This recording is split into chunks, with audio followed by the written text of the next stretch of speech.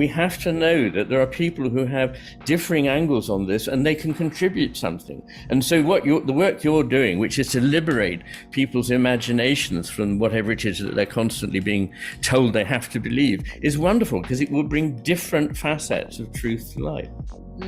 Thank you. I mean, a really important part of the work is also the connection to what matters, this moral imagination.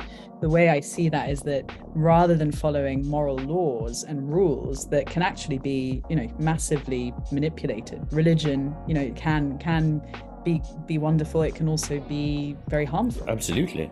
You're looking to kind of top down morality, and morality has become a really dirty word, but a lot of people have raised their eyebrows at the name of moral imaginations and what we're doing. And yet we're trying to reclaim that and say, actually what everybody needs is to kind of build a muscle of moral imagination and metaphor, and the ability to really connect with what matters and is beautiful and good and true, and not wait to be told that, or to follow rules, or to try and work out what the right law or rule or principle is, but to get this kind of coming alive through the imagination, through the kind of faculties that we're talking about, the kind of right hemispheric, intuitive, imaginative capacities to develop that compass of what is right and wrong, and what are we not going to let happen. Does that make sense? There's a kind of, what I'm trying to do is knit them together.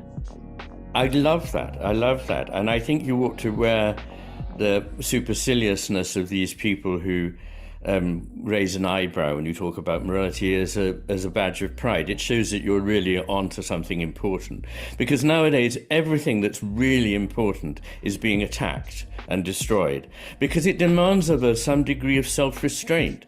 It demands that we are aware of the limitations and boundaries in things. We can't just have everything we want and have it now. We need actually to exercise some virtuous restraint on how we behave and how we think, and without it we're utterly lost. And it comes from an intuitive level. What really interests me is that there's a couple of cases I refer to in the book in which scientists who are completely convinced, of course, that human beings are naturally competitive, self-interested, and self-interested, egotistical, and so on, set up experiments to show this, and were honest enough to report that the answer showed the exact opposite, that people are normally, naturally, and you see this in children, but they don't have to be taught it, unless there's something very wrong with them, I know, but generally speaking, you see this, that they love to help one another. They love to be cooperative. We are naturally generous, and it's further thinking and ratiocination that leads us to be greedy and self-seeking and speak for our own interests rather than others. So, once again, it's a case of there not being a predicament. How on earth do we reverse the way we are? However do we, it's actually there. It's all there ready if we can just tear down the edifice that's been built in front of it, if you see what I mean.